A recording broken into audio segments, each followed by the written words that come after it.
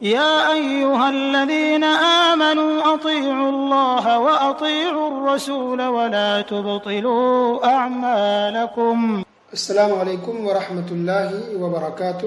بسم اللہ الرحمن الرحیم. الحمد للہ والصلاة والسلام علی رسول اللہ وعلی آلہ واصحابہ اجمعین. محترم سامعین کرام، میرا موضوع ہے اسلامی شادی، پارٹ نمبر 6. رسول اللہ صلی اللہ علیہ وسلم کی 5ویں شادی زینب بنت خزیمہ رضی اللہ تعالی عنہا سے ہوئی. زینب بنت خزیمہ رضی اللہ عنہا کے شوہر کا انتقال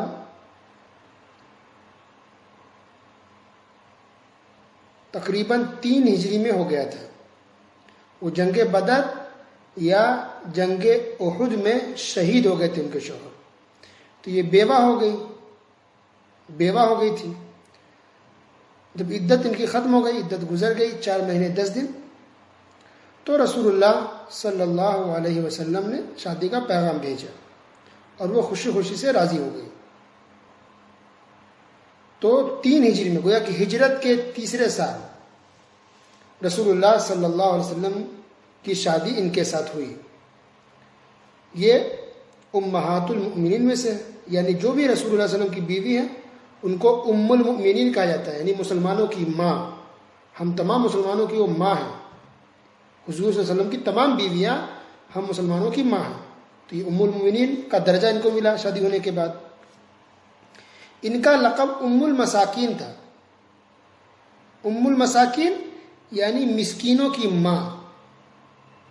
یہ لقب کیوں پڑا؟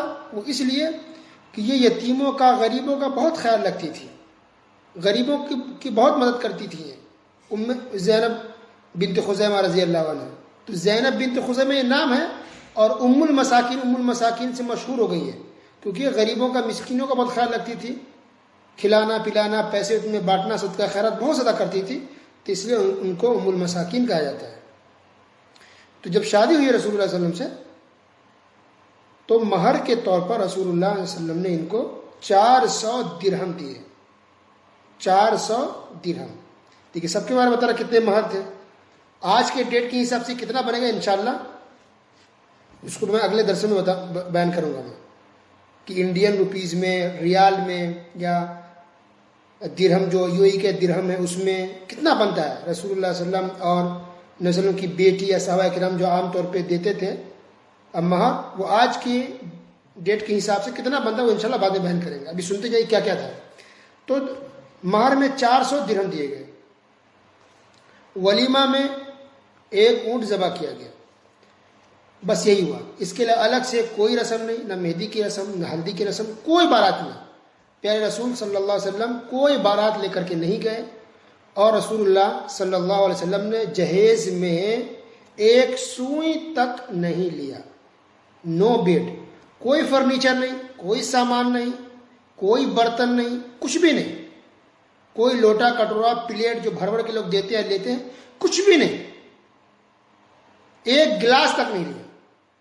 کوئی جہیز نہیں، کوئی باراتی نہیں. آج دیکھیے بہت سے پڑھے لکھے لوگ جب شادی ہوتی ہے ان کے آس پاس میں رشتے داروں میں تو پہنچ جاتے ہیں بارات کے لیے، نہا دھو کے کپڑا پہن کھڑے ہوئے ہیں کہ اب گاڑی میں بیٹھ کے بارات میں جائیں گے، جبکہ ان کو بھی پتا کہ یہ غلط ہے. رسول اللہ صلی اللہ علیہ وسلم، میں اس لیے بتا رہی ساری باتیں ساری شادیوں کے بارے میں کہ نبی صلی اللہ علیہ وسلم کی ایک شادی نہیں ہوئی، کئی شادی ہوئی، لیکن تمام شادیوں کو رسول اللہ علیہ وسلم نے بالکل سادگی کے ساتھ کیا. کسی بھی شادی میں جہیز اور بارات کا معاملہ سسٹم نہیں تھا. یہی میں بیان کرنا چاہ رہا ہوں کہ رسول اللہ صلی اللہ علیہ وسلم کسی بھی ایک شادی میں بھی بارات لے کر کے نہیں گئے. ایک بھی شادی میں رسول اللہ صلی اللہ علیہ وسلم نے جہیز نہیں لیا. کسی بھی شادی میں کوئی رسم و رواج نہیں ہوا. اس کا مطلب ہے یہ ساری چیزیں غلط ہے. کسی کی بھی شادی میں، چاہے آپ کا قریبی ہو یا پڑوسی ہو یا کوئی بھی ہو، کسی کی بھی بارات میں نہیں جانی چاہیے، اور نہ ہی کسی کی شادی میں جہیز لینے چاہیے. تو اب دیکھیے رسول اللہ صلی اللہ علیہ وسلم نے بھی جہیز نہیں لیا اور کسی بھی شادی میں بارات لے کر کے نہیں گئے. تو یہ ہو گئے. جو 6ٹھی شادی ہوئی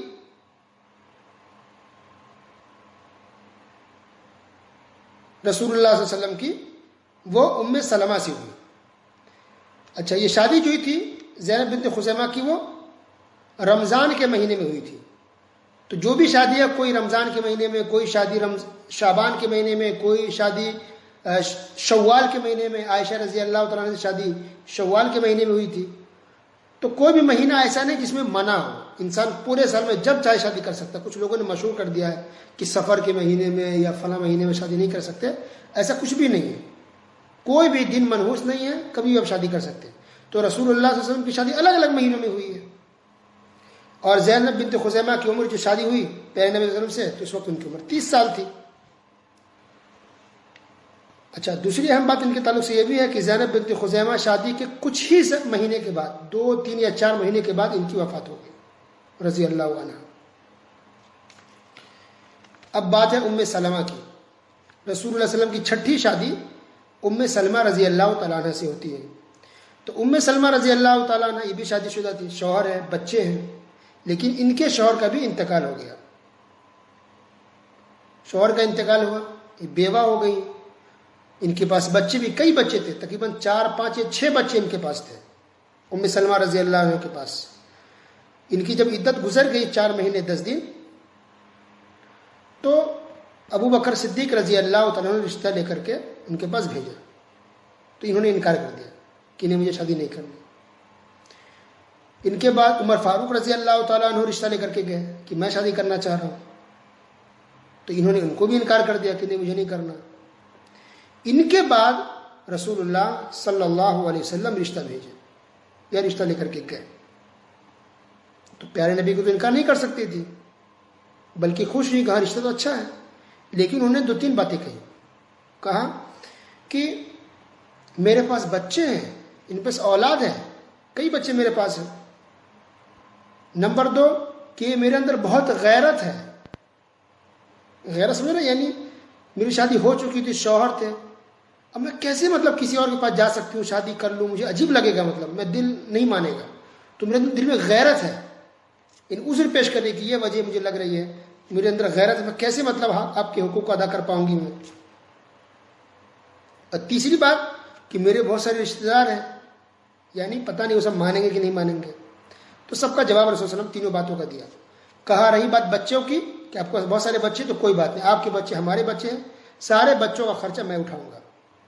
دیکھیے کتنی بڑی بات ہے، سارے بچوں کا خرچہ میں اٹھاؤں گا. رہی بات رشتہ دار کی، تو کوئی بھی رشتہ دار آپ کا ایسا نہیں جو مجھ سے راضی نہیں ہوگا، خوش نہیں ہوگا اس رشتے سے، سب مان جائیں گے. اور رہی بات تیسری کہ آپ کے دل میں غیرت ہے، دل نہیں گوارا کر رہا ہے، تو میں اللہ سے دعا کروں کہ اللہ تعالیٰ اس غیرت کو دل سے نکال دے، یعنی آپ کو برا نہیں لگے گا. کیونکہ اسلام میں جب شادی اللہ نے جائز قرار دیا ہے، بیوہ ہو، طلاق شدہ ہو، جو عدت گزر گئی تو شادی کر سکتی ہے. تو پھر رسول صلی اللہ علیہ وسلم نے دعا کی تو ان کے دل سے وہ غیرت نکل گئی. کون سی غیرت؟ کہ ہاں کیسے میں شادی کروں دوسری. تو اس طرح سے پھر وہ راضی ہو گئی ام سلمہ رضی اللہ تعالیٰ شادی کرنے کے لیے. اور پھر رسول اللہ صلی اللہ علیہ وسلم کے ساتھ شادی ہو گئی. اور پھر یہ ام سلمہ سے ام المؤمنین بن گئی، یعنی ہم مسلمانوں کی ماں، پیارے رسول صلی اللہ علیہ وسلم کی بیوی بن گئی. اللہ نے اتنا اونچا درجہ دے دیا. ان کے بارے میں بہت اہم باتیں ہیں، اگر مختصر میں بیان کروں بات لمبی نہ ہو جائے، 2 4 باتیں بیان کرتا ہوں میں. نمبر 1 کہ جب ان کی شادی ہوئی رسول اللہ صلی اللہ علیہ وسلم سے، تو شادی کی پہلی رات ہے، دیکھیے رسول کے ساتھ ہے، پہلی رات ہے، اٹھ کر کے اسی پہلی رات میں فجر سے پہلے اٹھ کر کے انہوں نے آٹا پیسا تاکہ صبح اٹھ کر کے رسول اللہ صلی اللہ علیہ وسلم شوہر کے لیے ناشتہ وغیرہ کھانے پینے کا انتظام کر سکے. پہلی رات میں فجر سے پہلے اٹھ کر کے آٹا پیسا انہوں نے. آج کی عورت کرے گی؟ آج یہ ہمارا ماحول ہے کہ عورت جب شادی کر کے آتی ہے تو 5 دن 10 دن تو اس کو اتنا میک اپ کرا کے ایسے کپڑے پہنا کے رکھتے ہیں کہ شاید بہت سی عورتیں شاید نماز تک نہیں پڑھتی. انا للہ و انا الیہ راجعون. اور کام تو بہت دور کی بات ہے.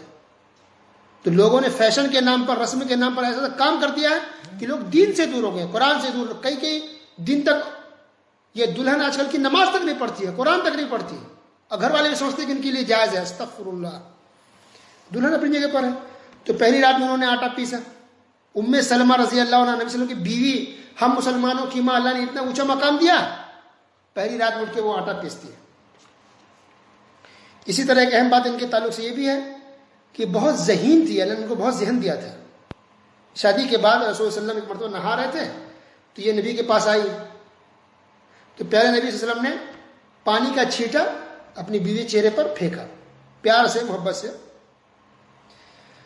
تو ایک کتاب میں لکھا ان کی سیرت میں کہ جو نبی نے ان کے چہرے پر، اپنی بیوی کے چہرے پر جو پھینکا پانی، تو بڑھاپے تک ان کا چہرہ بالکل چمک رہا تھا اور ایسا لگ رہا تھا کہ یہ جوان ہے ماشاءاللہ. جبکہ ان کی وفات